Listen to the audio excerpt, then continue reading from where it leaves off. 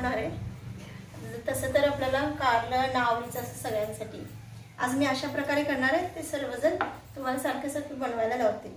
ठीक आहे. आता सामग्री पहा. इथं मी 4 कारली घेतली आहेत. तुम्ही तुमच्या फॅमिलीनुसार केवढी पाहिजे तेवढी घेऊ शकता.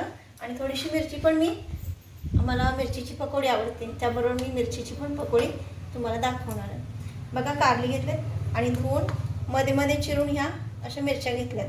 आता कारल्याला सर्वप्रथम आपण चिरून घ्यायचं, तिला मागचा पुढचा भाग काढून असं आपण चिरा लावायचं आहे. पातळ जेवढं आपण चिरायला लावीन तेवढं चांगलंच आहे, पण हे जाड असते आवरण, त्यामुळे जरा मोठा मोठा चिरा लावला तरी चालते आपल्याला. यातलं बी आपण काढायचं आहे. या पद्धतीने सगळं बी हे काढून घ्यायचं.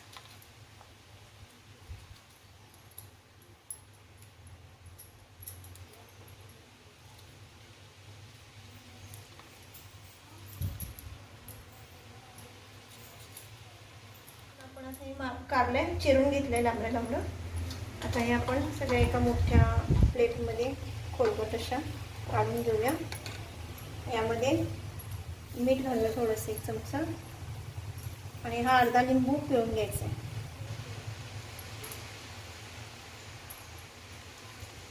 कारण कारलं हे चवीला कडू असतं, त्याचा कडूपणा घालवण्यासाठी आपण ही क्रिया करायची. बघा, यात पाणी ओतायचं आहे, कारण याचा कडूपणा जायला पाहिजे. हे एक 10-15 मिनिट आपण भिजत असंच ठेवायचं. या ठिकाणी मी बेसन घेतले. बेसन आपण 2-3 वाटी ज्याप्रमाणे आपण कारली घेतो त्याप्रमाणे बेसन घ्यायचं. आता यामध्ये बघा मी काय काय जिन्नस टाकते. हे बघा, पहिला ओवा घेऊया. ओवा असा हाताने चोळून टाकायचा. या प्रकारे आपण त्यात ओवा घातलाय. आता यात बघा थोडीशी चिमटभर हळद, चिमटभर गरम मसाला, चिमटभर जिरा पावडर आणि चिमटभर आपल्याला लाल मिरची. तुम्हाला ज्याप्रमाणे चवीनुसार तुम्ही घेऊ शकता. आता यामध्ये मी कोथिंबीर, खूप सारी कोथिंबीर टाकली तरी चालते. आणि यामध्ये आल्याची थोडीशी पेस्ट करून टाकायची. आता या ठिकाणी चवीप्रमाणे आपण मीठ घालायचे. या ठिकाणी मी बेकिंग सोडा किंवा आपला खाण्याचा सोडा टाकला तरी चालतो. मी या ठिकाणी बेकिंग सोडा टाकते. आता इथं मी सगळं एकत्र करून घ्यावे. पहिलं सगळं एकजीव करायचं हे. आता यामध्ये मी थोडंसं पाणी टाकते. बघा, अंदाजानुसार आपण भजीला कसं पीठ भिजवतो ना त्याप्रमाणे पीठ सगळं भिजवून घ्यायचं. बेसनच्या गाठ्या सगळ्या फोडून घ्यायची व्यवस्थित.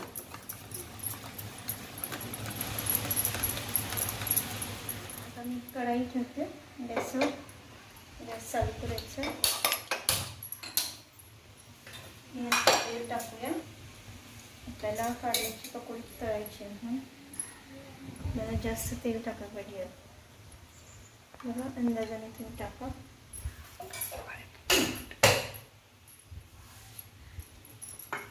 कारल्याच्या ज्या फोडी आपण पातळ केल्यात नाही, या लांबड्या, या आपण लिंबू आणि मिठाच्या पाण्यात भिजवल्या होत्या. त्याला आपण असं नितळायसाठी बाहेर काढून ठेवायचं. कांदा नितळत घातले. हे नितळोपर्यंत आपण काय करायचं, या मिरच्या घ्यायच्या. या मिरच्या बघा या प्रकारे आपण हातात टाकू शकतो.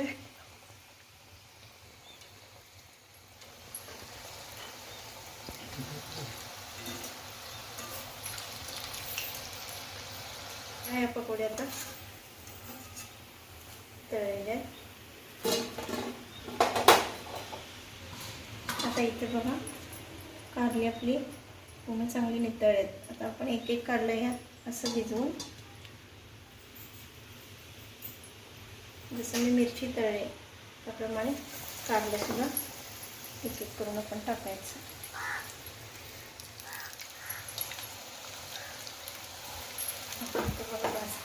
बास होते.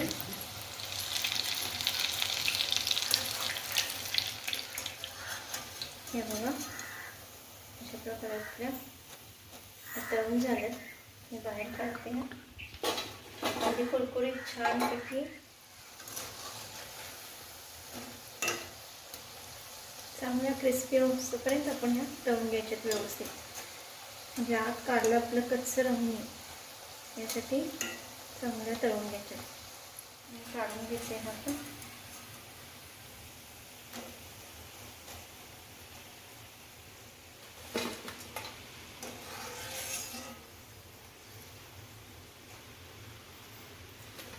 बघा आपली छानशी कुरकुरीत कारल्याची रेसिपी तयार आहे. आपण ती चटणीसोबत किंवा सॉसबरोबर सुद्धा खाऊ शकतो.